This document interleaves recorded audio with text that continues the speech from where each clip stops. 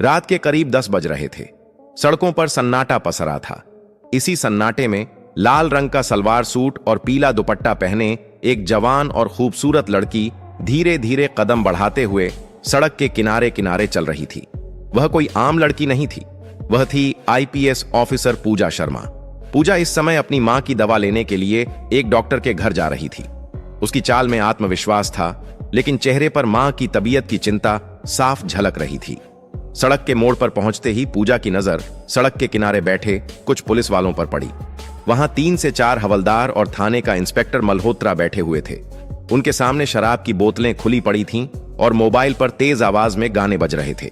वे सब ऊंची आवाज में ठहाके मार रहे थे, गंदी फप्तियां कस रहे थे और पूरी तरह नशे में चूर थे। जैसे ही इंस्पेक्टर मल्होत्रा की नजर पूजा पर पड़ी, उसकी आंखें चमक उठीं।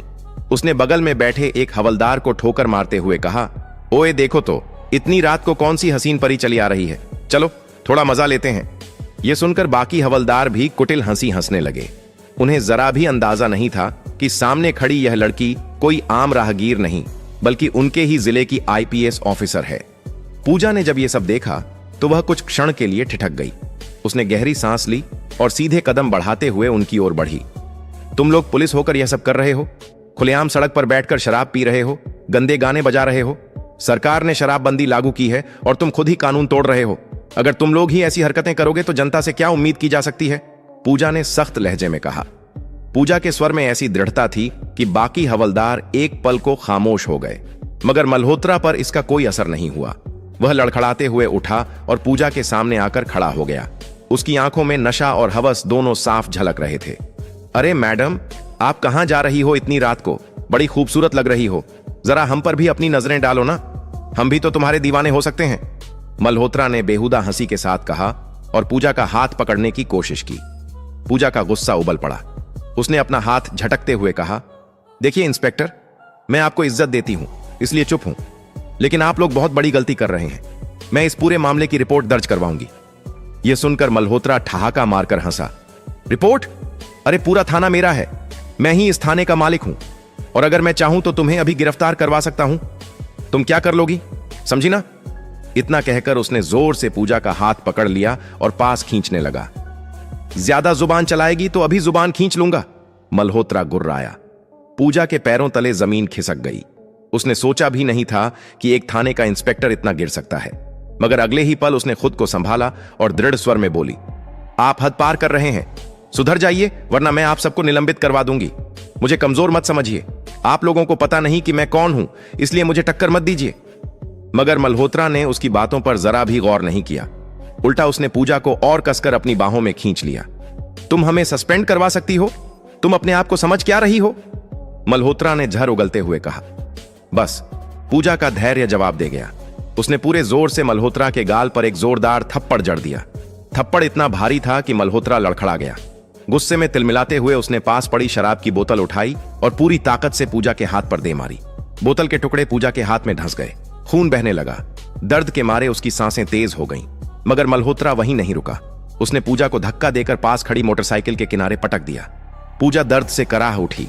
उसके दिमाग में सिर्फ एक बात घूम रही थी, अगर मैंने अभी कदम पीछे खींचे तो ये दरिंदे और आगे बढ़ेंगे। वह जमीन पर गिरते हुए भी संभली। आंखों में गुस्से और इरादों की आग लिए उसने अपने फोन की तरफ हाथ बढ़ाया, मगर तभी मल्होत्रा ने उसका फोन झटक कर फेंक दिया। अब माहौल और खतरनाक हो चुका था। बाकी हवलदार भी खड़े हो गए और घेराव करने लगे। पूजा समझ गई कि अब यह मामला सिर्फ बहस का नहीं, जान की बाजी का हो सकता है। रात की उस घटना के बाद पूजा शर्मा का पूरा शरीर दर्द से कराह रहा था। हाथ से खून अब भी रुक रुक कर बह रहा था, लेकिन उसके मन में गुस्सा और आक्रोश किसी भी दर्द से ज्यादा तेज था। वह बमुश्किल खुद को संभालते हुए तेजी से वहां से भागी और सीधा अपने घर पहुंची। दरवाजा बंद करते ही वह बिस्तर पर बैठ गई। उसके कानों में अब भी मल्होत्रा की गंदी बातें गूंज रही थीं। उसकी आंखों में गुस्से के साथ साथ बेबसी भी थी। हमारे जिले के थाने में ऐसी हरकतें हो रही हैं और कोई आवाज तक नहीं उठाता। ना जाने ये लोग कितनी लड़कियों को इस तरह परेशान करते होंगे। पब्लिक अगर शराब पी ले तो उसे पीट पीट कर लॉकअप में डाल दिया जाता है, लेकिन जब पुलिस वाले खुद नशे में सड़क पर दरिंदों की तरह घूम रहे हों तो उन्हें कौन रोकेगा? लेकिन नहीं, अब मैं चुप नहीं रहूंगी, इन लोगों को सबक सिखाकर रहूंगी। पूजा की आंखों में दृढ़ता झलक रही थी। उसने मन ही मन कसम खाई, इन्हें सस्पेंड करवा कर रहूंगी। हर उस लड़की को इंसाफ दिलाऊंगी जो इनकी दरिंदगी का शिकार हुई होगी। पूरी रात वह नींद की एक भी गोली नहीं ले सकी। सुबह होते ही उसने अपना एक प्लान बनाया। उसने अपने बचपन की सहेली रेशमा को फोन लगाया। रेशमा से उसकी गहरी दोस्ती थी और वह पूजा की बात मानने में कभी पीछे नहीं रहती थी। पूजा ने पूरी घटना और अपने प्लान के बारे में रेशमा को विस्तार से बताया। रेशमा ने बिना एक पल गंवाए उसकी मदद के लिए हां कर दी। अगली रात योजना के मुताबिक रेशमा को बिल्कुल साधारण लड़की की तरह तैयार किया गया। साधारण सलवार सूट पहनकर वह धीरे धीरे सड़क के उसी रास्ते पर चलने लगी जहां पिछली रात मल्होत्रा और उसके हवलदार शराब पी रहे थे। पूजा भी वहां मौजूद थी, लेकिन इस बार वह दूर एक पेड़ के पीछे छिपकर खड़ी थी। उसके हाथ में मोबाइल था जो रिकॉर्डिंग मोड में चल रहा था। जैसा अंदाजा था वैसा ही हुआ। सड़क किनारे वही दृश्य दोबारा था। इंस्पेक्टर मल्होत्रा और उसके हवलदार शराब की बोतलें खोले बैठे थे, गंदे गाने बजा रहे थे और बेहुदा हंसी उड़ा रहे थे। एक हवलदार ने रेशमा को देखा और मल्होत्रा से कहा, सर देखिए आज फिर एक लड़की सड़क से जा रही है। मल्होत्रा ने आंखें तरेरी और मुस्कुराया। लगता है आज किस्मत हमारे साथ है। चलो आज इसे नहीं छोड़ेंगे, मजा लेंगे। वे सब उठकर रेशमा के पास पहुंचे। रेशमा घबराई सी खड़ी हो गई। मल्होत्रा नशे में लड़खड़ाता हुआ उसके करीब आया और गंदी मुस्कान के साथ बोला, क्या बात है मैडम, नाम क्या है तुम्हारा? इतनी रात को कहां निकल पड़ी हो? चलो थोड़ा हमारे ऊपर भी ध्यान दो, तुम्हारे चेहरे ने तो हमें दीवाना कर दिया। इतना कहते हुए मल्होत्रा बेसुरी आवाज में गाना गाने लगा। रेशमा ने डरने का अभिनय किया। तभी एक हवलदार ने उसका हाथ पकड़ लिया और जबरदस्ती खींचने लगा। रेशमा जोर से चीखी और हाथ छुड़ाने लगी। इधर दूर खड़ी पूजा सब कुछ अपने मोबाइल में रिकॉर्ड कर रही थी। उसकी उंगलियां मोबाइल को कसकर पकड़े थीं ताकि कोई सबूत छूट न जाए। जब हद पार होने लगी तो रेशमा ने प्लान के मुताबिक इंस्पेक्टर का हाथ जोर से काट लिया और झटके से छुड़ाकर भाग निकली। मल्होत्रा गुस्से में चीखा, अरे पकड़ो इसे! मगर नशे में धुत होने के कारण कोई भी उसके पीछे तेजी से भाग नहीं पाया। रेशमा भागते हुए सीधा पूजा के पास पहुंची। दोनों तेजी से वहां से निकलीं और अपने अपने घर चली गईं। अब पूजा के पास मल्होत्रा और उसके हवलदारों के खिलाफ एक ठोस सबूत था, लेकिन वह जानती थी कि केवल एक सबूत से मामला इतना बड़ा इंस्पेक्टर नहीं झुकेगा। उसे और सबूत चाहिए थे ताकि साबित हो सके कि यह लोग सिर्फ नशे में हरकतें नहीं करते, बल्कि बार बार ऐसी घिनौनी हरकतों को अंजाम देते हैं। पूजा ने सोचा, अगर मुझे इन्हें गिराना है तो इनके हर अपराध का पूरा सबूत चाहिए। मैं पीछे नहीं हटूंगी। दूसरी तरफ इंस्पेक्टर मल्होत्रा और उसके हवलदार बेखबर थे। उन्हें जरा भी अंदाजा नहीं था कि उनके खिलाफ एक बहुत बड़ा जाल बिछ चुका है। आने वाले दिनों में उनकी जिंदगी का सबसे बड़ा तूफान उन पर टूटने वाला था, और यह तूफान खुद उनकी ही करतूतों से पैदा हुआ था। रात का सन्नाटा फिर से लौट आया था। वही जगह, वही सड़क, वही हवाएं, लेकिन इस बार पूजा शर्मा का इरादा और भी मजबूत था। वह जान चुकी थी कि सिर्फ एक दो सबूत से इंस्पेक्टर मल्होत्रा जैसे दरिंदे को गिराना आसान नहीं होगा।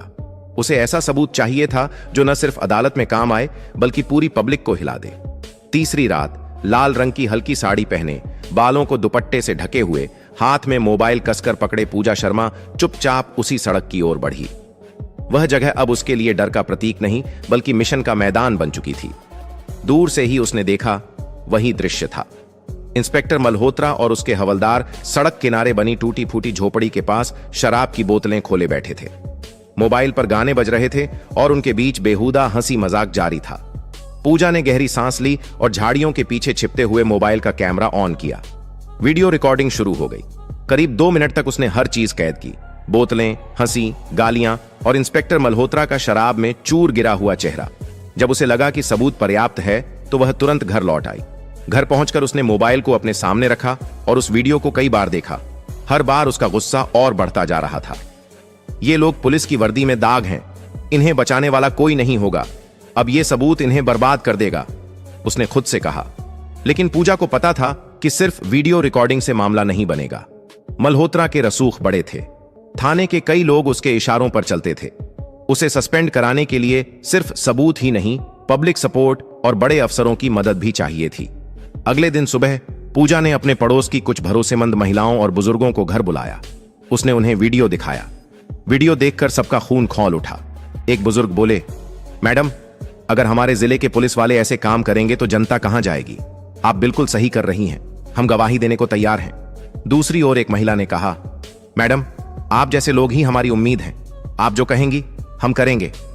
पूजा के चेहरे पर हल्की मुस्कान आई। उसे समझ आ गया कि पब्लिक सपोर्ट मिल चुका है। अब बारी थी अगला कदम बढ़ाने की, बड़े अफसरों तक पहुंच।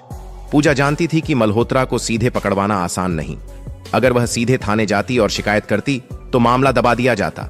इसीलिए उसने तय किया कि वह सीधे जिले के डीएसपी, फिर एसपी और जरूरत पड़ी तो डीएम तक जाएगी।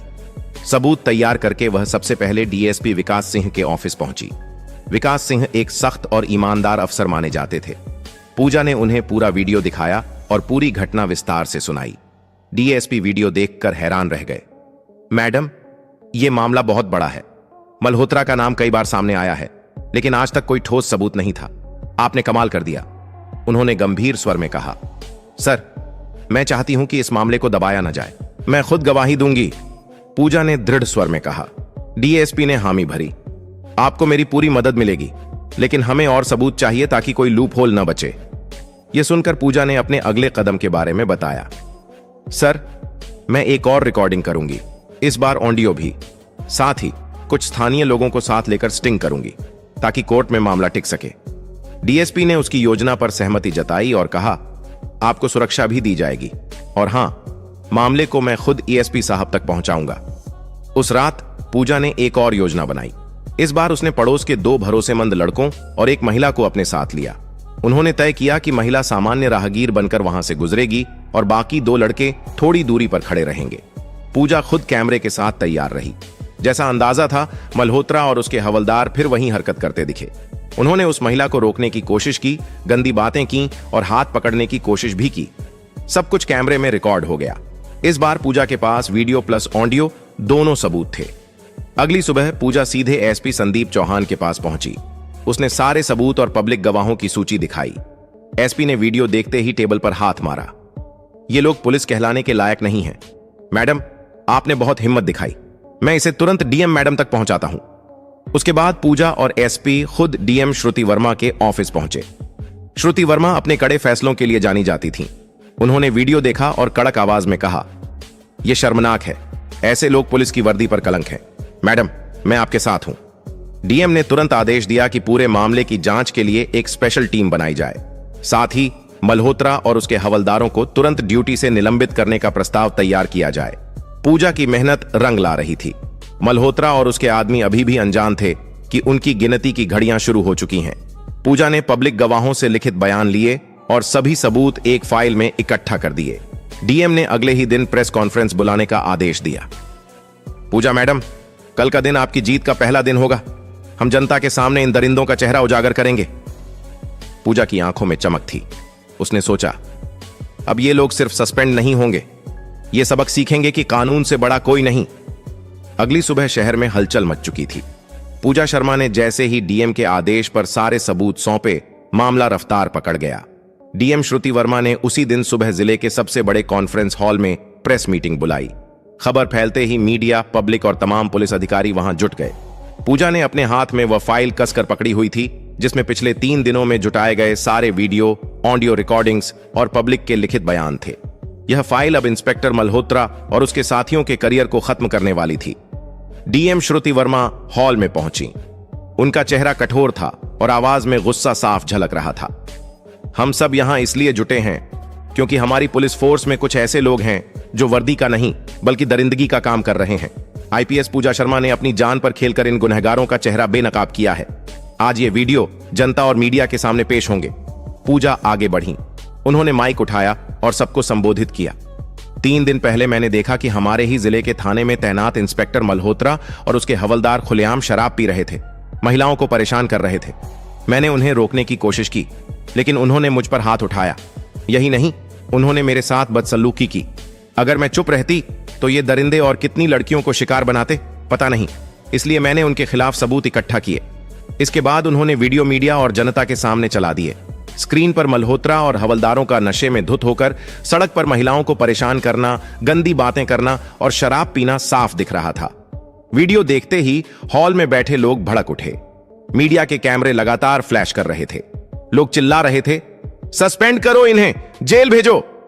डीएम ने हाथ उठाकर सबको शांत किया और कहा, इन अपराधियों के खिलाफ कड़ी कार्रवाई होगी। कानून से बड़ा कोई नहीं, चाहे वह इंस्पेक्टर हो या हवलदार। इसी बीच मल्होत्रा और उसके हवलदारों को जैसे ही खबर मिली कि उनके खिलाफ सबूत के साथ डीएम और मीडिया के सामने खुलासा हो चुका है, थाने में हड़कंप मच गया। मल्होत्रा गुस्से और डर से बौखलाया हुआ चिल्लाया, ये सब उस पूजा शर्मा की साजिश है, लेकिन मैं देखता हूं मुझे कौन सस्पेंड करता है। तभी डीएसपी विकास सिंह और SP Sandeep Chauhan police force के साथ थाने पहुंचे। इंस्पेक्टर मल्होत्रा, एसपी ने कड़क आवाज में पुकारा। मल्होत्रा ने अकड़ दिखाने की कोशिश की, सर ये सब झूठ है, मुझे फंसाया जा रहा है। लेकिन एसपी ने उसकी एक न सुनी।